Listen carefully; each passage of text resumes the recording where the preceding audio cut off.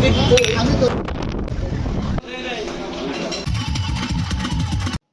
Everyone, আশা করি সবাই ভালো আছেন। আল্লাহ দিলে আমিও ভালো আছি। আমি Tasnim Akter Tahmina, Taha is from Tahmina, it's Taha's activity. তাহলে আজকের ভিডিও শুরু করি।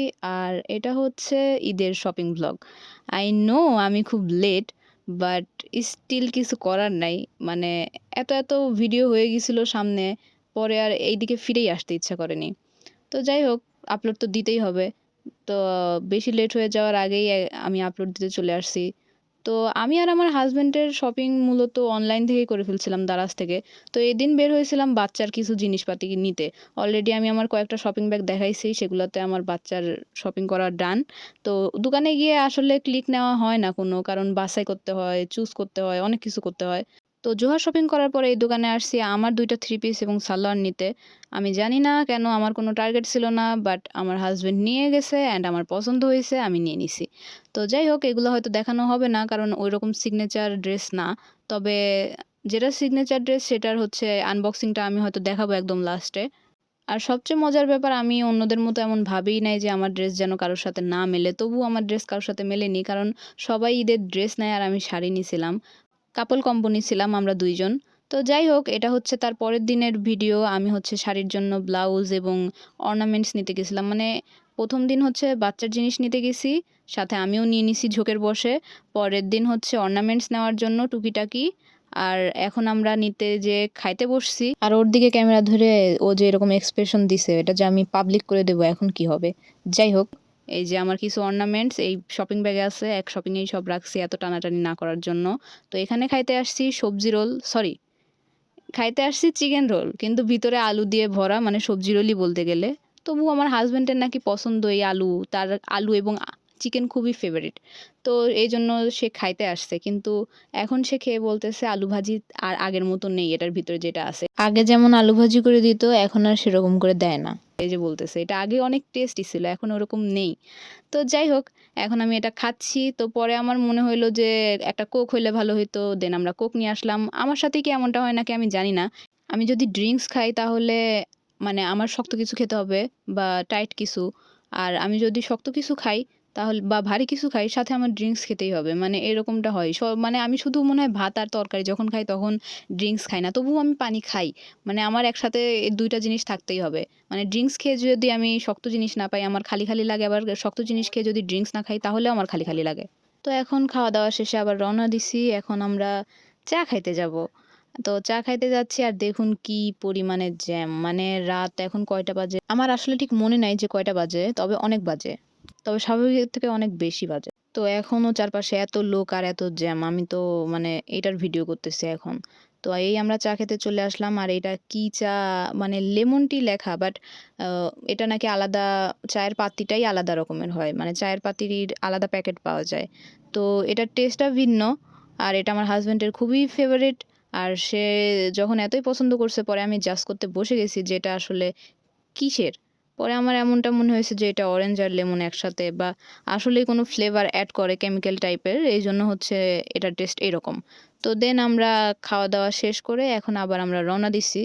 তো সেদিনের মতো আমরা বাসায় চলে যাই এবং যেদিন চাঁদ রাত সেদিন বের হই আমরা। ২ জন ২ জোড়া জুতা কেনার জন্য বের হই। আর এই ভিডিওটা কিন্তু পরের দিনের, আমরা বাসার থেকে বের হইছি।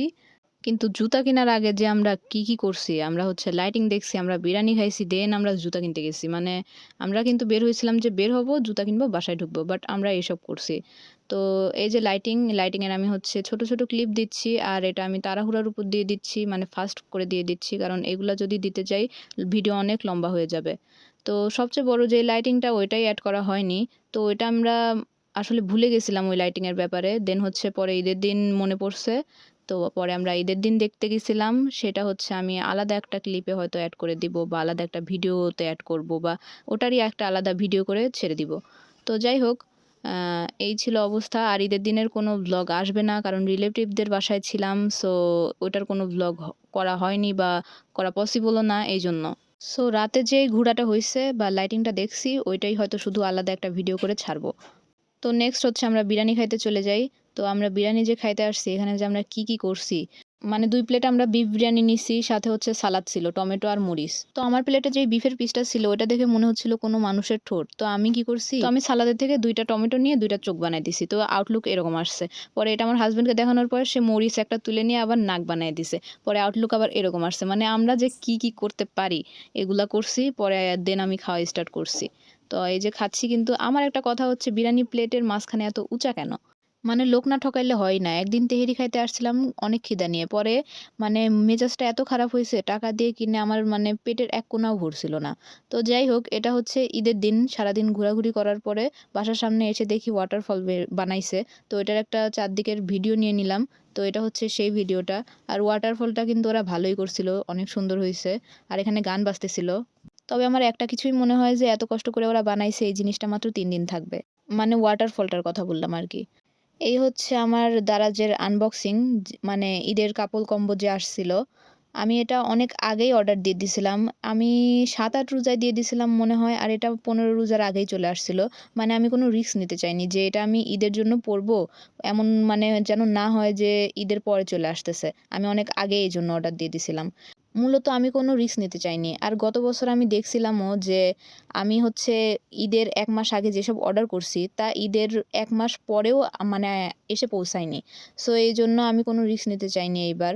আমি আলাদা করে সেলারকে কমেন্ট করে বলছি বা মেসেজ দিয়ে বলছি যে আমি কিন্তু ঈদের আগেই চাই। তো সে বলছে সমস্যা নেই, ঈদের আগেই আসবে, এবং ঈদের অনেক আগেই আসছে। আমি মনে হয় ১৫ রোজার আগেই পেয়ে গেছিলাম। তবে এখানে পাঞ্জাবির সাথে শাড়িটা মিল কম রয়েছে, কারণ আমার শাড়ির ফুলগুলো বড় আর পাঞ্জাবির ফুলগুলো ছোট। পাঞ্জাবিতে যদি বেশি বড়, বড় ফুল দেওয়া হতো তাহলে একদমই ছাপরি টাইপের হতো, এইজন্য। আর আমারটাতে দিলে কোনো সমস্যা নেই, বরং সৌন্দর্যই বাড়তো, এজন্য বড় করে দেওয়া। আমি একজনকে বলছিলাম যে ঈদে আমি কাপল কম্বো নিছি। পরে ঈদের পিক দেখে বলতেছে যে, "কই কাপল কম্বো? মনে তো হচ্ছে না।" তো who cares? আমি আসলে কেয়ার করি না। আসলে সাদা, সাদা পড়ছি, এটাই হচ্ছে বড় মিল। ওর পাঞ্জাবিতেও গোলাপি, হলুদ আর সবুজ আছে, আমার শাড়িতেও আছে। সেম কালার আছে, এর থেকে বড় মিল আর কি হতে পারে? ফুলও মিলতে হবে, এর তো কোনো মানে নেই। তবে আমার মামাতো বোন একাই চিনে নিয়েছিল যে এটা কাপল সেট। তবে ও কিন্তু জানতো না যে এটা আমরা কাপল সেট নিছি, বা ওকে কিন্তু আগে বলা হয়েছিল না। ও একার থেকেই বুঝে গেছিল। তো আফটার অল এই হচ্ছে আজকের ভিডিও। হোপ সবার ভালো লেগেছে। দেখা হবে পরের ভিডিওতে। Thanks for watching. Bye bye. Do like, comment, share, subscribe and follow.